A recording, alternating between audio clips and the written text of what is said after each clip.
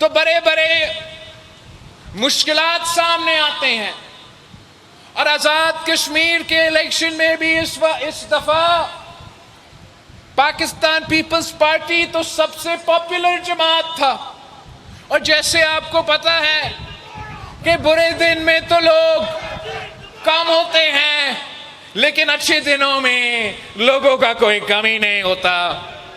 तो इस इलेक्शन से पहले भी हर सीट पे इतने सारे उम्मीदवार और टिकट के ख्वाहिशमंद थे कि हम परेशान हुए। और पाकिस्तान पीपल्स पार्टी को ये मुश्किलात था कि उम्मीदवार ज्यादा और सीट कम पड़ रहे थे। पाकिस्तान पीपल्स पार्टी के लिए एक तरफ मैंने ये फैसला करना था कि क्या पाकिस्तान पीपल्स पार्टी अपने वफादार साथियों को टिकट्स दे, या जो नया मेंबर्स आए थे उनको हम कंसिडर करें। और मैं आपको ये बात बताऊं कि वैसे तो पार्टी का सबसे बड़ा मकसद ये होता है कि हम इलेक्शन जीते ताकि हम जीत के आपका काम कर सके। लेकिन इस दफा जब आज़ाद कश्मीर का इलेक्शन के टिकट के फैसले हो रहे थे, चाहे वो मीरपुर के फैसले हो या पूंछ के फैसले हो, मैंने ये फैसला कर लिया, मैंने पार्टी को हिदायत दे दी कि आपने पार्टी के वफादार साथियों को टिकट देना है। मैंने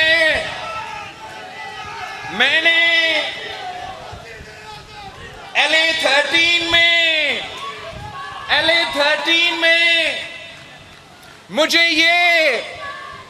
मैंने फैसला करना था कि क्या आपने नया साथी को टिकट देना है या मतलूब इनकलाबी का बेटा को टिकट देना है। मैंने कहा कि अगर सवाल ये है तो ये मुश्किल सवाल नहीं है, मैं मतलूब इनकलाबी का बेटा को टिकट दूंगा।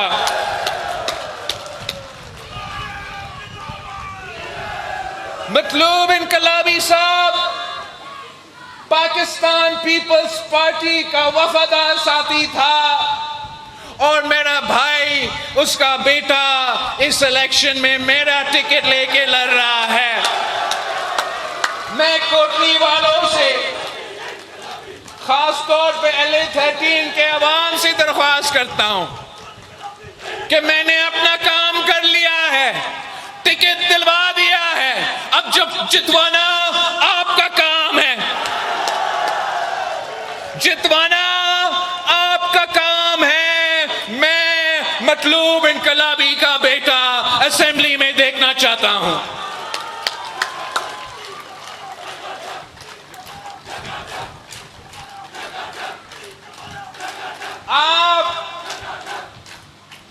आपने पिछले इलेक्शन में भी, मुझे याद है, पिछले इलेक्शन में भी पाकिस्तान पीपल्स पार्टी और आजाद कश्मीर का पाकिस्तान पीपल्स पार्टी ने उन हालात में जब आजाद कश्मीर में नून लीग की तो वफाक में इमरान खान का हुकूमत था,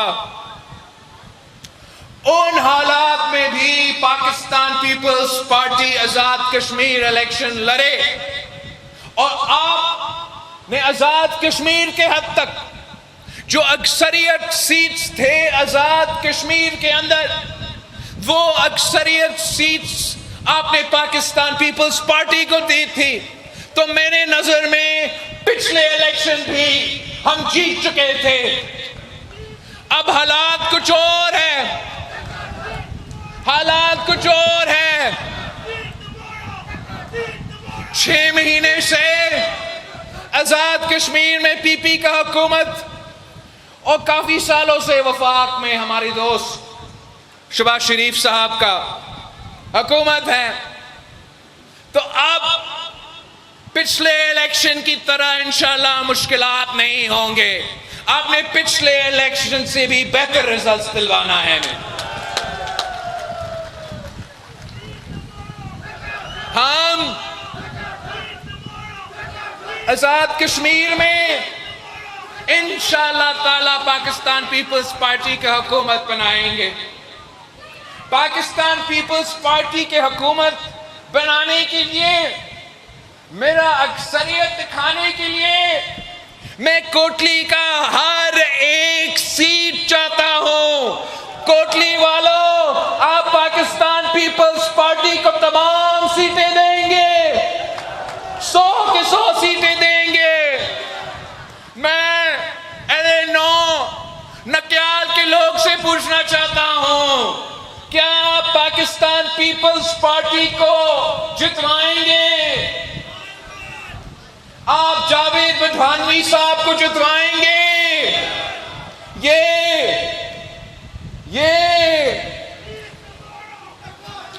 आप ये जरा मजाक देखें, इनको मालूम है कि बदवानी साहब जीत रहा है, उनको पता है, नजर आ रहा है, तो करते क्या है? करते क्या है? कत्ल का FIR काटते हैं। मुझे लगता है कि वो तो पूरा का पूरा कश्मीर को दहशतगर्द करार देना चाहते हैं। मैं तो पूरी दुनिया फिर के आता हूं कश्मीरियों का दिफा करते हुए। जब मोदी कहता है कि कश्मीरी मुसलमान दहशतगर्द है, मैं उसका जवाब देता हूं। यहां आप हर किसी को कातिल, हर किसी को दहशतगर्द करार देना चाहते हो। क्या जावेद बदानवी साहब कातिल लगता है आपको? ये लोग समझते हैं कि 1-2 FIR काट के पाकिस्तान पीपल्स पार्टी के कारकुनों को डरा सकते हैं। ये भूल चुके हैं कि ये वो जमात है जिनके कायदीन ने तख्ते दार पे चढ़ा, मगर आपके सामने कभी झुके नहीं, कभी डरे नहीं।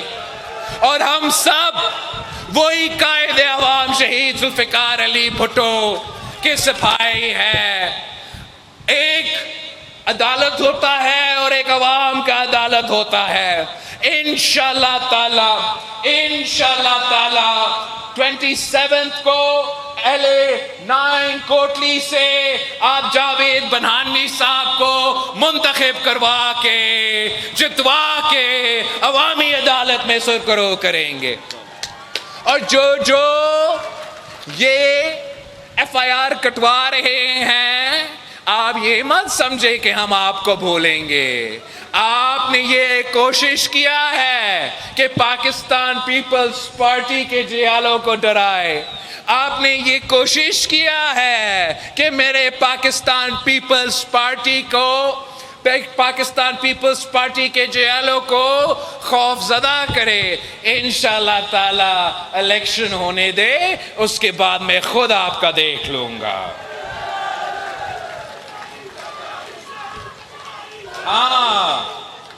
LA8 को तो मैं भूल नहीं सकता हूं। मैं LA8 के जियालों से रिक्वेस्ट करता हूं कि आपने मलिक जफर साहब को जितवाना है।